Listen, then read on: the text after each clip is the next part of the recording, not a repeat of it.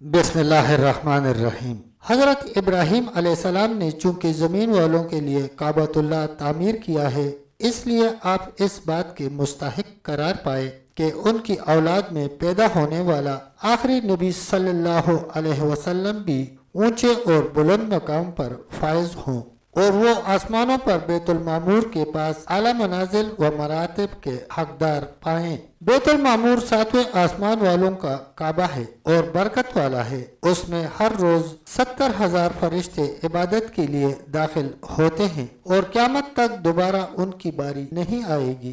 سورہ بقرہ کی تفسیر کرتے ہوئے امام ابن کثیر رحمۃ اللہ علیہ نے اپنی تفسیر میں بیت اللہ کی تعمیر کے حالات بیان کیے ہیں اور احادیث و آثار بھی ذکر کیے ہیں۔ انہی میں سے سدی رحمۃ اللہ علیہ کا قول ہے کہ جب اللہ تعالیٰ نے ابراہیم اور اسماعیل علیہ السلام کو بیت اللہ تعمیر کرنے کا حکم دیا تو ان کو کچھ معلوم نہ تھا کہ اس کی جگہ کہاں ہے۔ پھر اللہ تعالیٰ نے العجوج نامی ہوا بھیجی جس کے 2 پر اور شکل سانپ سے مشابہ تھی۔ اس نے کعبہ کے اطراف کا علاقہ صاف کر کے اس کی بنیادیں ظاہر کر دی۔ حضرت ابراہیم اور حضرت اسماعیل علیہ السلام نے کدالوں کے ساتھ مزید کھدائی کر کے بیت اللہ کی بنیاد رکھی۔ اسی کے متعلق اللہ نے فرمایا، اور یاد کرو وہ وقت جب ہم نے ابراہیم علیہ السلام کے لیے بیت اللہ کی جگہ مقرر کر دی۔ جب انہوں نے بنیادیں اٹھا لیں اور رکن بنانے لگے تو ابراہیم علیہ السلام نے اسماعیل علیہ السلام کو کہا، اے بیٹے، میرے لیے ایک خوبصورت پتھر تلاش کرو، اس کو میں اس جگہ رکھوں۔ وہ کہنے لگے، اے ابا جان، میں تو تھکا ہوا ہوں۔ انہوں نے فرمایا، چلو یہ کام میں کرتا ہوں۔ وہ پتھر لینے گئے تو حضرت جبرائیل ان کے پاس ایک سیاہ پتھر لائے۔ یہ سغامہ بوٹی کی طرح ایک سفید یاقوت تھا اور آدم علیہ السلام اسے جنت سے لائے تھے۔ لوگوں کے گناہوں کے باعث سیاہ ہو گیا تھا۔ اتنے میں اسماعیل علیہ السلام ایک پتھر لائے تو دیکھا رکن کے پاس ایک پتھر پڑا ہوا ہے۔ پوچھا، ابا جی یہ پتھر آپ کے پاس کون لایا ہے؟ حضرت ابراہیم علیہ السلام نے فرمایا، تجھ سے زیادہ چست شخص اسے لایا ہے۔ پس وہ دونوں بیت اللہ کو تعمیر کرتے ہوئے یہ دعا کر رہے تھے، اے ہمارے رب، ہم سے قبول فرما، بے شک تو سننے والا، علم والا ہے۔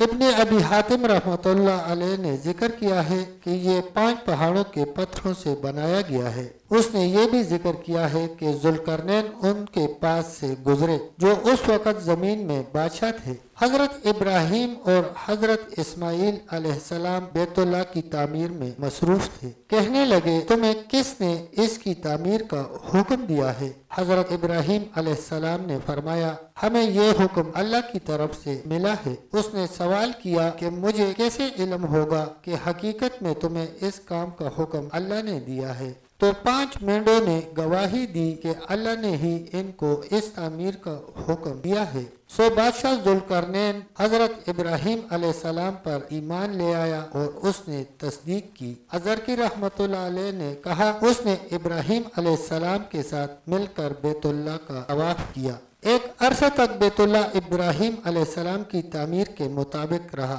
اس کے بعد قریش نے اس کو دوبارہ تعمیر کیا۔ قریش نے اس کی تعمیراتی اخراجات کم کرنے کے لیے شمال کی جانب شام کی طرف سے چھوٹا کر دیا اور وہ آج تک اسی حالت پر قائم ہے۔ ام المومنین سیدہ عائشہ صدیقہ رضی اللہ عنہا بیان کرتی ہیں کہ رسول اللہ صلی اللہ علیہ وسلم نے فرمایا، اے عائشہ، جب تیری قوم نے کعبہ تعمیر کیا تو انہوں نے ابراہیم علیہ السلام کی بنیادوں سے کو چھوڑ دیا۔ میں نے کہا، اے اللہ کے رسول، کیا آپ اس کو ابراہیم علیہ السلام کی بنیادوں پر دوبارہ تعمیر نہیں کر سکتے؟ تو آپ صلی اللہ علیہ وسلم نے فرمایا، اگر تیری قوم کا زمانہ کفر کے ساتھ نیا نہ ہوتا تو میں یہ کام ضرور کر دیتا۔ ایک روایت میں یہ بھی ہے، اگر تیری قوم کا زمانہ جاہلیت یا کفر کے ساتھ نیا نہ ہوتا تو میں کعبہ کے خزانے کو اللہ کے راستے میں خرچ کر دیتا۔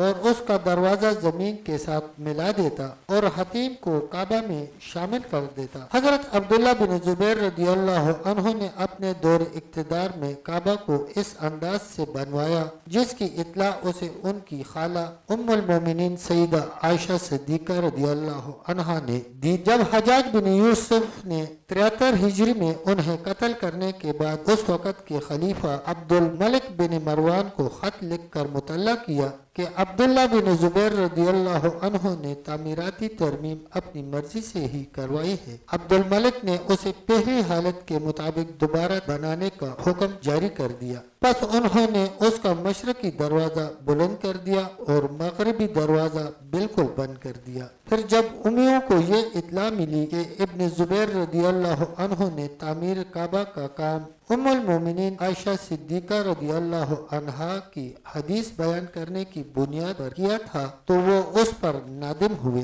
اور افسوس کا اظہار کرتے ہوئے کہنے لگے کاش وہ اس کو ابن زبیر رضی اللہ عنہ کی تعمیر کے مطابق ہی چھوڑ دیتے اور اس میں کوئی تبدیلی نہ کرتے۔ مہدی بن منصور کے دور خلافت میں امام مالک بن انس رحمۃ اللہ علیہ سے مشورہ طلب کیا گیا کہ کعبہ کو ابن زبیر رضی اللہ عنہ کے انداز میں بنا دیا جائے جس طرح ام المومنین حضرت عائشہ صدیقہ رضی اللہ عنہا نے نبی صلی اللہ علیہ وسلم کی خواہش اور تمنا بیان کی ہے تو انہوں نے کہا مجھے خطرہ ہے کہ کعبۃ اللہ بادشاہوں کا کھلونا بن جائے گا، یعنی جو بھی بادشاہ آئے گا وہ اسے اپنی خواہش کے مطابق بنانے کی کوشش کرے گا۔ پس بیت اللہ اسی حالت میں قائم رہا اور آج تک اسی طرح قائم ہے۔ تب تک دوستو اتنا ہی، ملتے ہیں انشاءاللہ ایک اگلی ویڈیو کے ساتھ، تب تک کے لیے اللہ حافظ، اللہ نگہبان۔